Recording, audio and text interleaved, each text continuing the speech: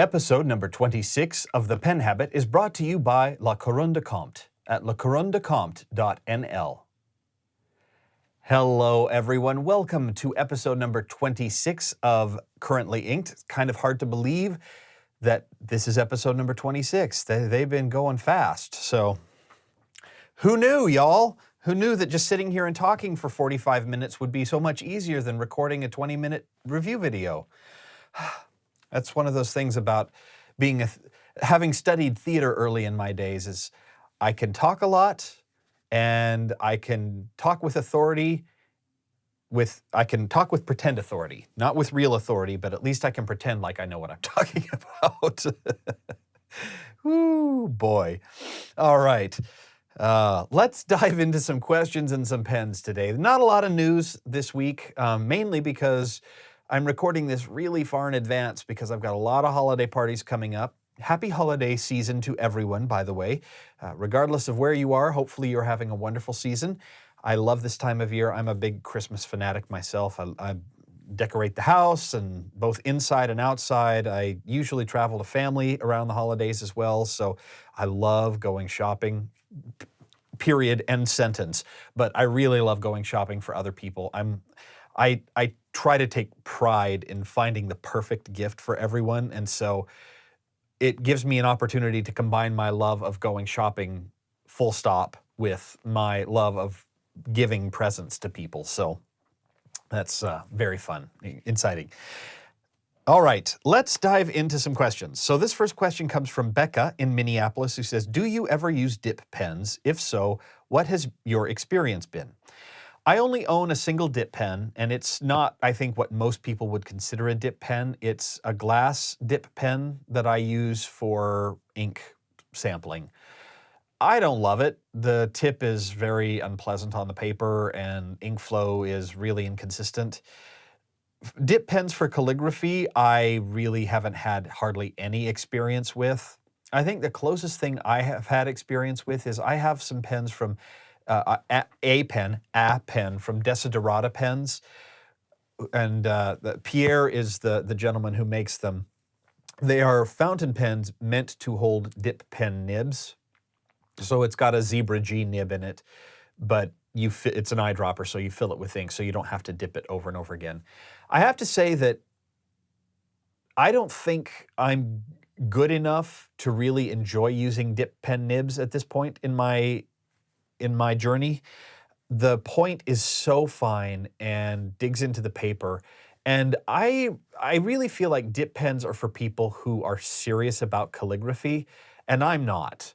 I mean, I'd like to play around with it, but it's not something I'm serious about. I would never sit down and write a letter like that, and I just don't have the time to practice. So I feel like a lot of the benefit of a dip pen, particularly the oblique holders and the shapes for your hand, are lost on me, and they're so inconvenient that they're just not right for me and for where I am at my point in the hobby right now. So unfortunately, I can't help you too much. This next question comes from Neil in Georgia, who says, I just bought a Noodler's Neponset. The cartridge smells like rotten cheese. Any idea how to get rid of that smell? Do you know what I'm talking about? Would soaking it in vinegar help? So I do know what you're talking about. That is a well-known problem with most of Noodler's pens. They are made from what I believe is called vegetal resin, which is basically a plastic that's made from vegetables. It is known for its malodorous characteristics. It will dissipate over time. If you care about keeping the pen, I would probably not recommend soaking it in vinegar. I don't know how acetic acid would interact with vegetal resin. It might melt the pen. I don't know. I think your best bet is to just let it air out as much as possible. Wash it, clean it out, ink it, clean it out as often as you can. Wash it, maybe run it through an ultrasonic cleaner if you can, and deal with it. I don't know that there's a whole lot you can do about it. That is a known characteristic of Noodler's pens. So unfortunately, that's just the way it is.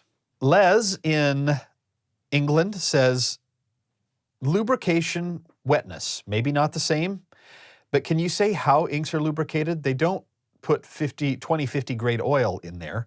For instance, when I used negatives in photography, boy, Les, you're dating both of us now because I use negatives in photography too. We old. We used a wetting agent to make the water wetter so it would flow off the negative better when drying, thereby avoiding watermarks. Lubrication will affect flow and wetness, I think, but can you elaborate a little more on how an ink is lubricated? I wish I could. Unfortunately, ink manufacturers are very secretive about how they do what they do. So when it comes to lubrication, I don't think you'll find any manufacturer who's willing to tell you what they put in their inks. If you do, by all means, post in the comments. Now, lubrication and wetness. This is, everything is in, it's kind of like that whole pen, paper, ink thing. You talk about how a pen writes, but that is part of that writing experience isn't just the pen, it's also the paper you're writing on and the ink you're writing with. And it's kind of a trifecta that all works together. When you're talking about ink itself, it's kind of the same problem. So you've got the wetness of the ink, which is how does the ink flow through the pen? And then take two. These are my definitions. So you've got wetness, which is how does the ink flow through the pen, and lubrication, how does the ink buffer the friction between the paper and the pen. Now, if you've got a really wet ink, just the sheer volume of ink is going to help some with the lubrication. But I believe that some manufacturers also add chemicals to help reduce the friction. Now, I don't know what those chemicals are, and it may be that those are just side effects of the various dyes or surfactants that they use. Surfactants, for those who aren't familiar, and I'm not a science person for the most part, so you'll have to excuse the layman's description, but a surfactant is something that helps break the surface tension. For instance, a lot of detergents will have a surfactant in them to help break the surface tension of the water or the surface tension of the grease. So a lot of inks will have a surfactant. Those surfactants may have a slightly oily quality, which helps add to the lubrication. So I wouldn't say that they're the same thing, but I would say that they contribute to each other. So for instance, if you've got a lubricated ink, will it increase the flow? It's probably pretty likely. If you've got a wet ink, is it going to increase the lubrication? Probably. Are they the same thing? Not in my mind. So that's kind of how I look at it. I wish I could tell you more about how inks are lubricated. And that's honestly one of the reasons why I don't like doing ink reviews very much, because it is so subjective. I mean, reviews are subjective by their very nature of being reviews, but ink reviews are so subjective because the feel of the paper it's how rough is this exact sheet of paper that I'm writing on? How recently did I ink the pen? How much water has evaporated from the ink? I could say that an ink is lubricated and wet, and you could put it in the same pen using the same kind of paper and have a completely different experience. So any sort of quantitative analysis of an ink is really, really difficult without going uber scientific, which I think we all know is not something I will ever do, because that's just not me. I tend to go a lot more by feel and gut instinct than by hard scientific evidence. Not that I'm against hard scientific evidence. When it exists, I will always take that into consideration.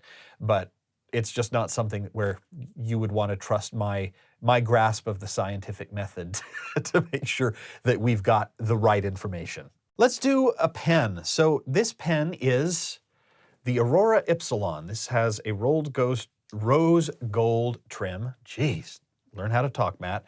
Steel nib, small steel nib. This is a pen that Kenro Industries sent over to me to review. It's got a nice kind of rubbery matte finish on it. I haven't had a chance to use this a whole lot yet. It's been inked for a while. I've been meaning to play around with it more, but I've had a stack of other pens to review. This is one of the pens I've got inked to review right now. And I think I'm going to like it. I need to spend a little more time with it though, because I don't know for sure.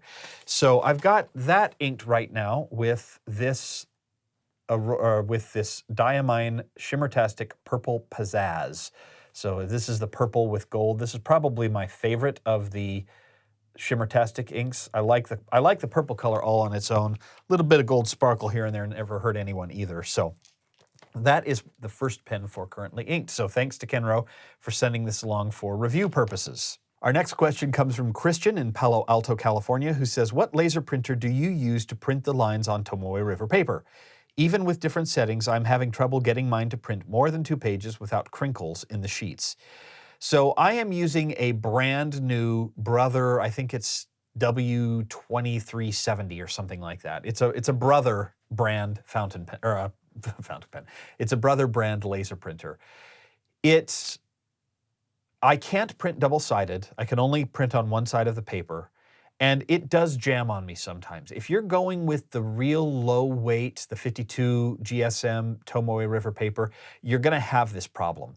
I tried actually taking some of this over to the printer who did my Inky Fingers notebooks, and he couldn't get it to run through his really professional copiers either. So it's a very, very difficult paper to work with because it's so thin. This is more a printing press paper than a printer paper. So there is a version of, I think it's 70 GSM or 75 GSM Tomoe River out there that you can get. It's a lot thicker. You get less show through. It's more expensive, obviously, but that might be something you wanted to try to run. Now, this Brother printer, it's, I think, $150 is what I paid for it. I got it mainly because I needed a printer that could do duplex for prototypes of my Inky Fingers notebooks. So I was surprised to see that I could run single sheets of Tomoe River, or I could run single-sided prints through that printer without any problems, with minor problems. So that's what I use. A lot of people have problems with it, printing on this paper. It's just kind of the way it is.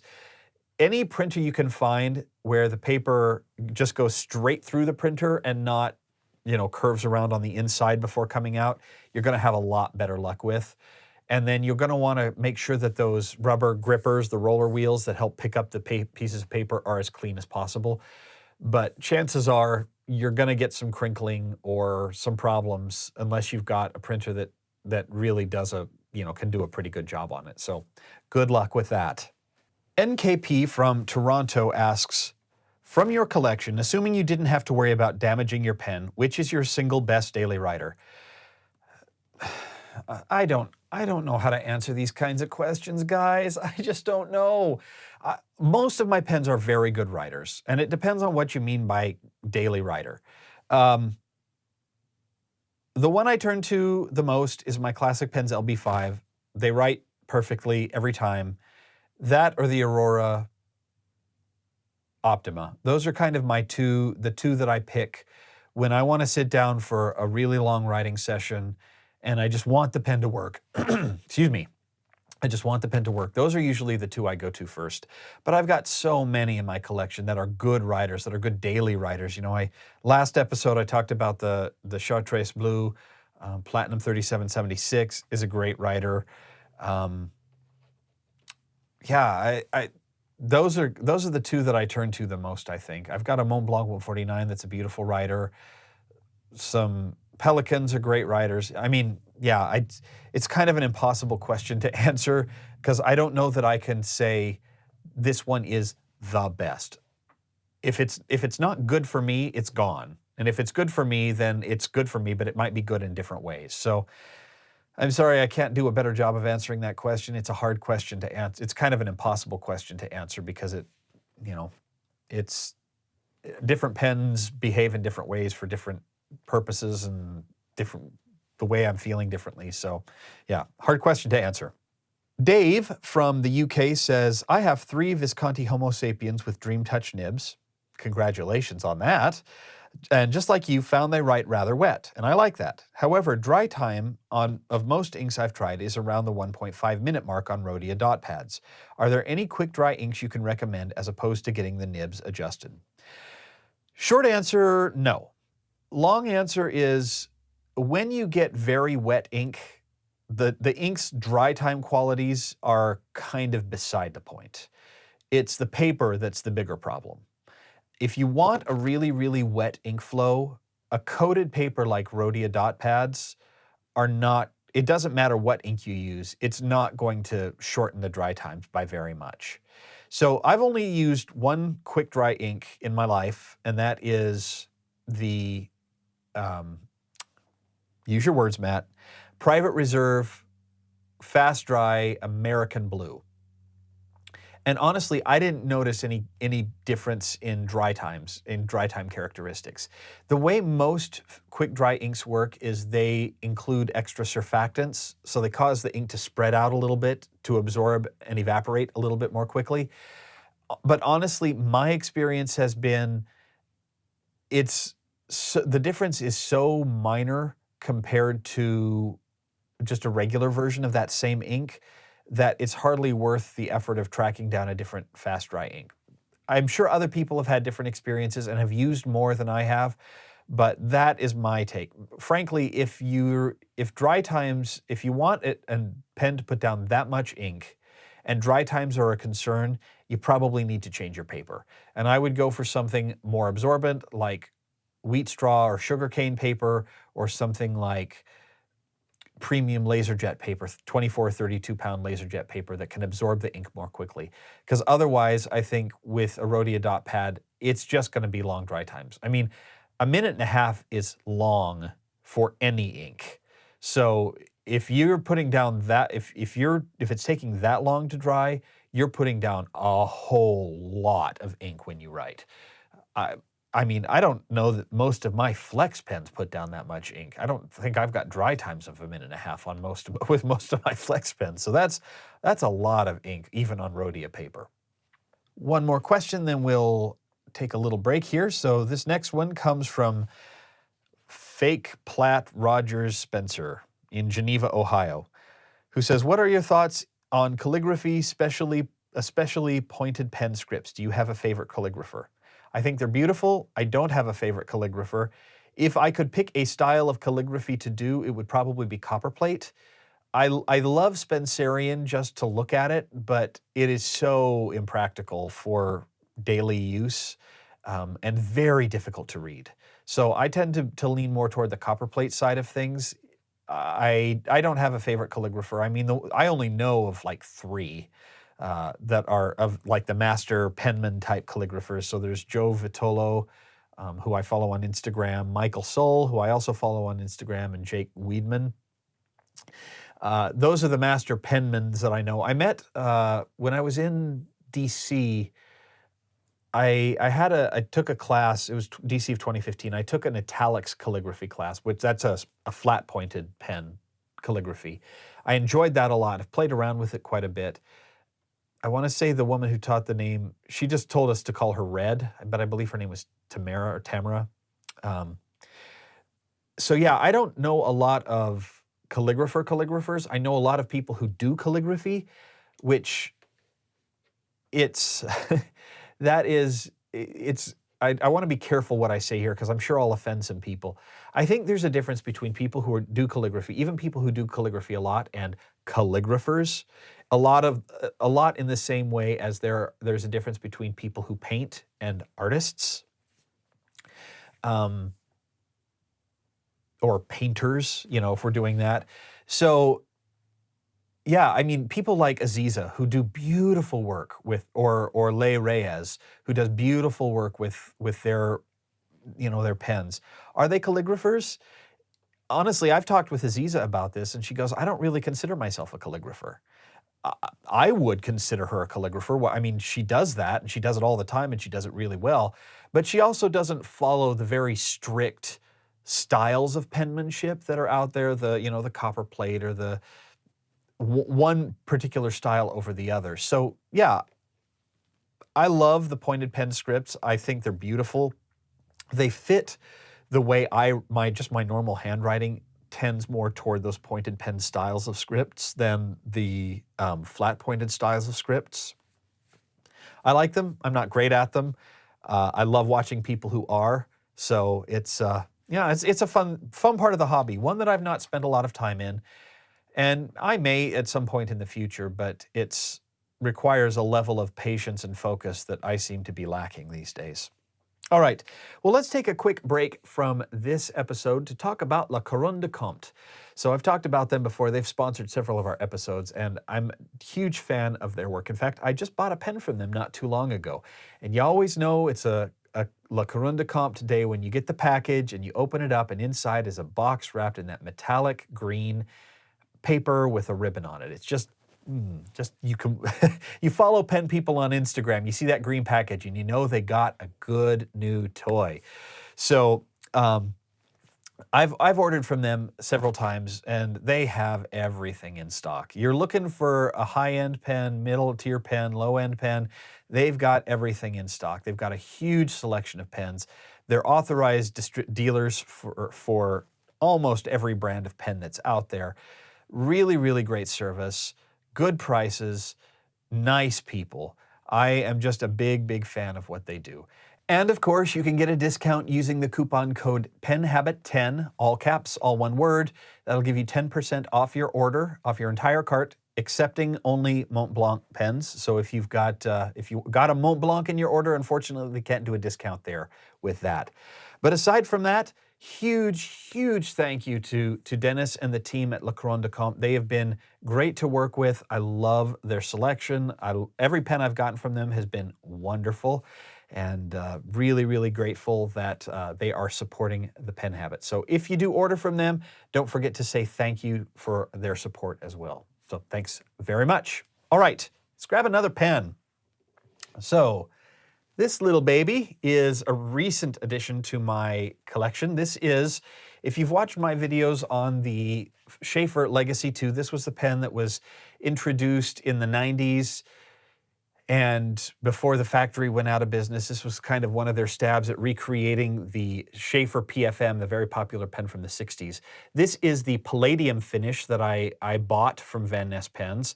And beautiful pen. It is a bit of a fingerprint magnet, and I tend to be a little anal retentive about that. So when I've got my flannel shirts on, these make wonderful pen polishing cloths. I'll just polish the pen on my shirt while I'm at work and go back to having it look nice and bright and shiny. It's got that beautiful 18 karat gold soft inlaid nib, which I really like. Just a gorgeous nib. Bouncy and soft and smooth and wet and really nice pen. So I have used the black and the copper versions a lot, but I hadn't used the palladium since I got it. So I decided to go ahead and purchase that. And I decided to try a new ink. This is KWZ Brown number 3. I've had the ink since LA of 2016, and this is the first time I've inked it up. It's a nice, rich, dark chocolate brown ink, a little bit of sheen even on it. Behaves really nicely, nice, smooth, wet, lubricated ink like most KWZ inks are. Like it a lot, actually. I suspect this is one I will use. It's a little bit darker than, say, the Mont Blanc Toffee Brown or the Grand Canyon that I use. But when you're looking for something nice and rich and got that melted chocolate, dark chocolate feel to it, Brown number 3 is an ink that I'm liking an awful lot. So I bought that from the Van Ness Pen Company when I was in LA, and I think that's it's gonna make some extra appearances here on my currently inked log before too long. All right, back to the questions. Next one comes from, if I can get my computer to work. Come on, computer, you can do it. There you go. From Jim in Beirut. So I think that's the first Beirut question I've gotten. So Jim asks, what goes into your decision-making process before buying new pens? I know that for myself, I prioritize getting a model from a brand I have no experience with, and after that, I look at the color, material of the pen, the size, and ergos, and of course, the price. I know that different people have different criteria like gold nib and non-CC filling mechanism, and others might even be the type to buy many variants of the same model. Your thoughts? Yeah, so when I first started in the hobby, I was a lot like you are, Jim. I just wanted to try everything. Anytime something new came up, new filling system, new type of nib, new nib grind, new nib material, new limited edition, I was jumping on board because I wanted to try the new. I wanted to get the experience. Now, that has both upsides and downsides. The upside is my collection is really varied and really wide, as is my experience. That's the upside. Did I say the upside? Yeah, that's the upside. I probably wouldn't be able to even do these videos if I had limited myself to here are a bunch of variants of the Lamy Safari. And a lot of people do that. There's absolutely nothing wrong with it. But because I had an ulterior motive in mind, which is I wanted to do these review videos, I wanted to have a really wide variety of experiences.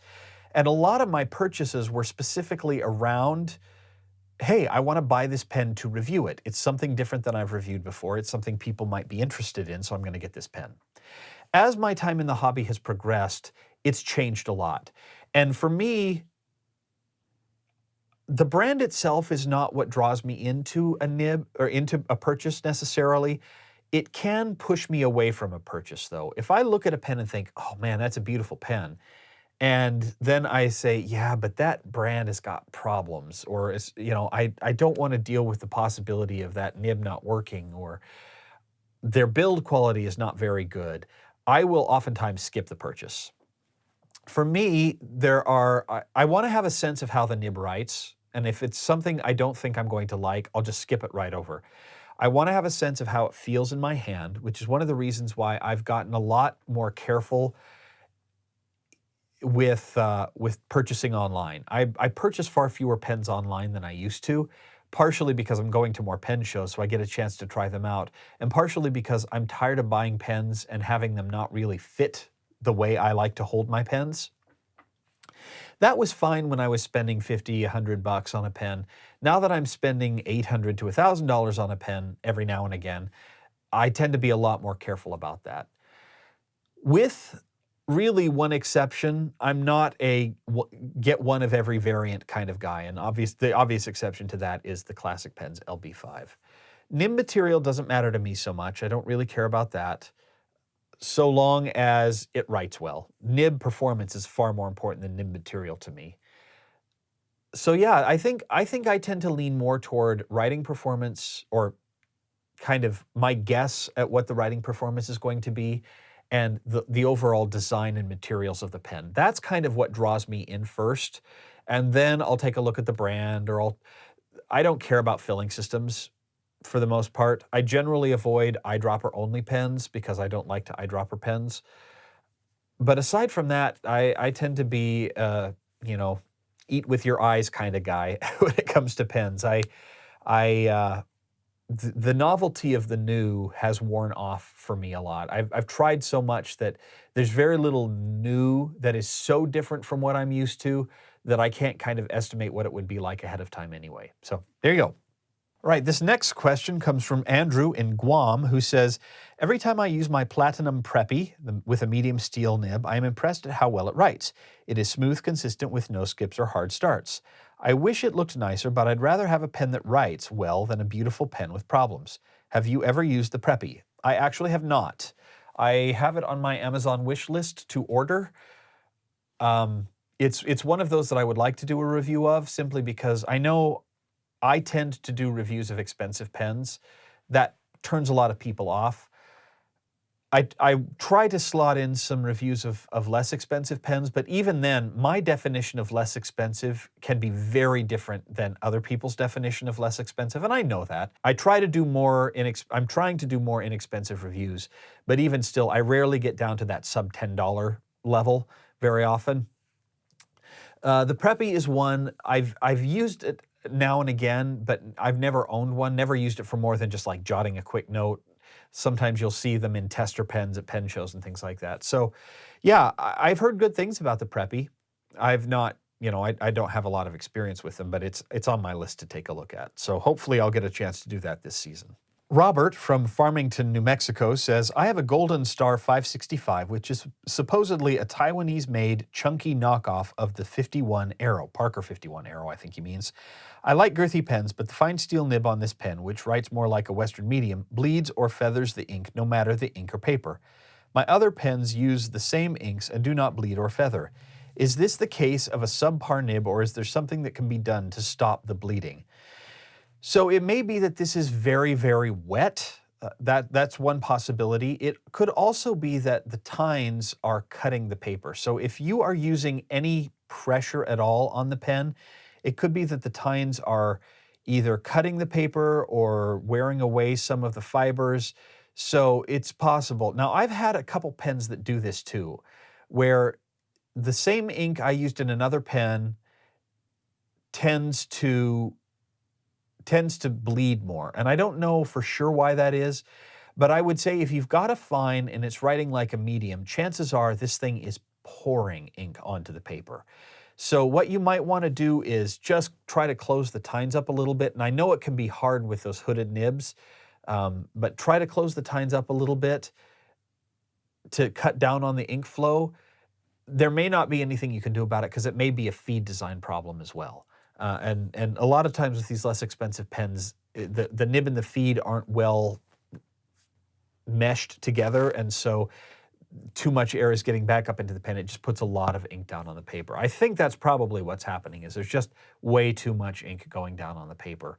And regardless of the paper, you know, if you were to put, I'd be interested to know what would happen if you were to take like a butter knife, dip it in your ink and run that butter knife on the paper and leave a pool of ink there. Would that bleed through? If yes, chances are that's basically what's happening with your nib. If no, then I'm kind of out of, I have no idea at that point. All right, one last pen for this episode. Figured I would ink this one up again. This is another one of those I like. I forget how much I like it in between uses, and then every time I'm like, I haven't used this in a while, I ink it back up. This is the Delta Dolce Vita Federico Stantufo. So this is the less expensive version of the Dolce Vita. It uses laser etched here on the band and steel instead of silver fittings. And this is the medium size. It also, the Stantufo means that it is a piston filler. So this is the piston filler version instead of the cartridge converter filled version. I like this pen a lot. The nib on this pen is wonderful. It's smooth and wet. It's a little broad for a medium because it is so wet, but you know me, I don't mind a wet pen for the most part, up to a certain point anyway. And I have this one inked up with this Sailor Baumbach Imperial Purple. The sticker on mine says, I'll pull it out here. Is it this one? No, it's this one here. I got this is one of the very last vase-shaped bottles, which I really, really like a lot. I wish these were still available. These are some of the best bottles to fill from in my collection. But the label on mine says, and I don't know how well you can see this, it says Sumeragi, but that's not the official name. I think this is a shortened name. So the English version of the name is just Imperial Purple. Yeah, I miss these vase-shaped bottles. I didn't even really learn about Baumbach until right before they discontinued those bottles. And these are expensive inks, just in the best of times.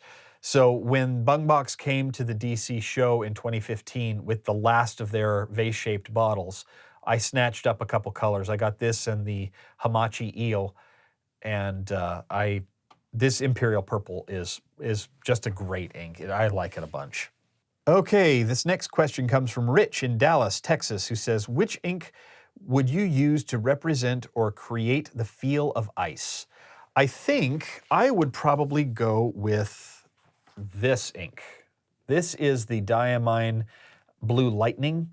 It's got that sparkle in it, that silver shimmer, and it's got that kind of icy blue, turquoisey color. So I think that's probably the ink I would go with. If you don't like the shimmer,